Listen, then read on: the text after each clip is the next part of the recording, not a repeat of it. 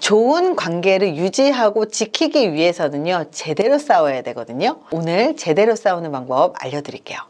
우리가 살다 보면 당연히 싸우는 일들이 많고요. 갈등이 있을 수밖에 없어요. 아무리 친한 사이라고 하더라도 사실은 싸울 수밖에 없고요. 친하기 때문에 싸우고 갈등이 생길 수밖에 없습니다. 이럴 때 싸우더라도 지혜롭게 싸울 수 있어야 되거든요. 안 그러면요, 돌아오지 못할 선을 넘게 돼버려요. 그러면 관계가 아예 끝나버리는 거죠. 근데 서로 안 보기 위해서 싸우는 게 아니고요. 사람들은 서로 더 좋은 관계를 유지하고 그리고 서로 안 싸우기 위해서 싸우는 거거든요.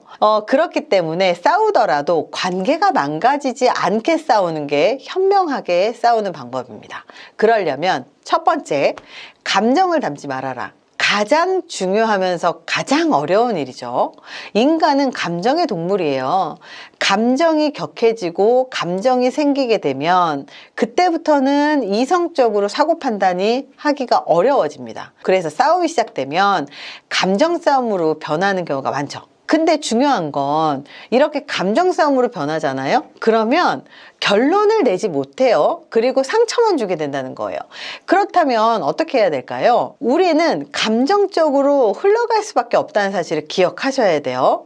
상대가 화를 내거나 슬퍼하거나 아니면 분노에 차서 눈물을 흘릴 수가 있어요. 그렇다면 그거는 너무나 당연한 거예요. 그렇기 때문에 이걸 예민하게 받아들이고 그거 갖고 또 시비를 걸 필요가 없다는 거예요. 만약에 감정적으로 대응하기 시작하면 이럴 때는 잠깐 멈추고 마음을 정리한 후에 다시 이야기해 라고 하면서 시간을 갖는 게 훨씬 더 좋습니다. 이렇게 감정이 격해졌을 때 상대방한테 내 감정을 모두 쏟아내버리면 상대방이 감정 쓰레기통이 돼버리는 거죠. 이렇게까지 가면 관계는 되돌리기가 참 어렵습니다. 그리고 한번 습관이 되면 이 관계가 다시 되돌아오기가 쉽지 않죠.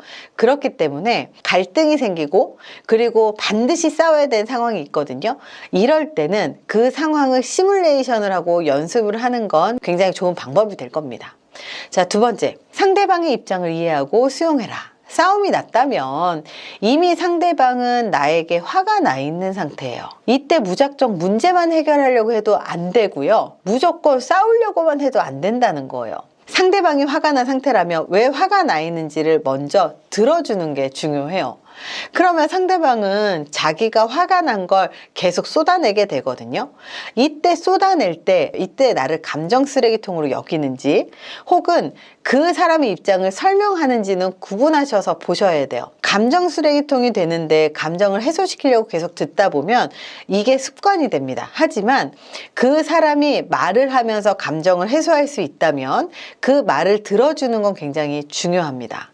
연구에 따르면 감정을 표출해서 내 감정을 모두 표현만 하는 게 중요한 게 아니라 그 감정을 정확하게 명료하게 기술을 하거나 명료하게 설명할 수 있을 때 감정의 정화 효과가 나타난다고 말을 합니다. 이것을 심리학에서는 정서명명학이라고 이야기를 하고요. 이런 방식들은 부정적인 감정일수록 효과가 훨씬 더 크거든요.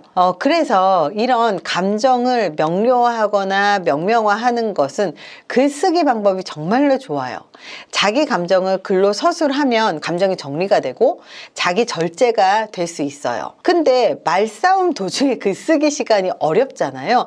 그렇기 때문에 상대방이 감정 쓰레기통으로 만드는 게 아니라 자기의 감정을 그리고 자기의 생각, 자기의 입장을 설명하듯이 충분히 설명할 수 있다면 그렇다면 경청만 잘해도 그 사람이 스스로 정서명명하기를 할 수 있게 도와줄 수가 있습니다. 왜 화가 났는지 얘기 좀 해줘. 아니면 지금 기분이 어떤지 설명해줘. 이거는 서양식 화법이라면 내가 정말로 몰라서 그러는데 나 좀 알려줘. 나한테 설명 좀 해주고 나한테 알려줬으면 좋겠어.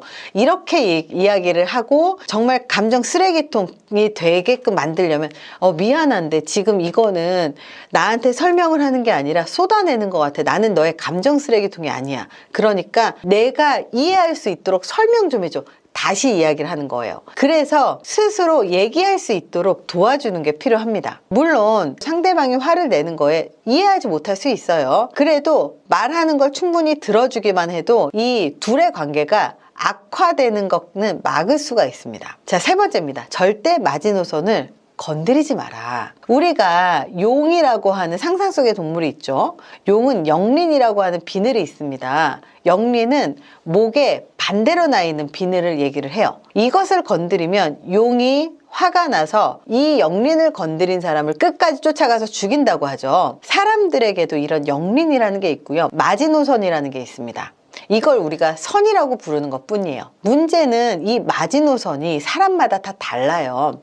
어떤 사람은 자존심일 수도 있고요. 어떤 사람은 부모일 수도 있고 어떤 사람은 돈일 수도 있어요.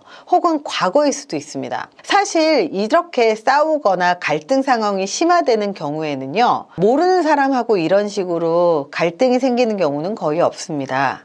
친한 사람이나 적어도 어느 정도 아는 사람하고 갈등이 심해지는 거죠. 그렇기 때문에 절대 마지노선을 건드리지 마세요. 만약에 싸우다가 실수로 그 선을 넘게 됐다면 그때는 무조건 미안하다고 잘못했다고 이야기를 하는 게 맞습니다. 왜? 내가 잘못한 게 없어도 상대방의 마지노선을 건드렸다면 그 마지노선 건드린 게 잘못이에요. 보통 싸움을 했을 때 문제 해결이 되지 않고 자꾸 계속 나쁘게 번져나가는 이유가 바로 여기에 있습니다.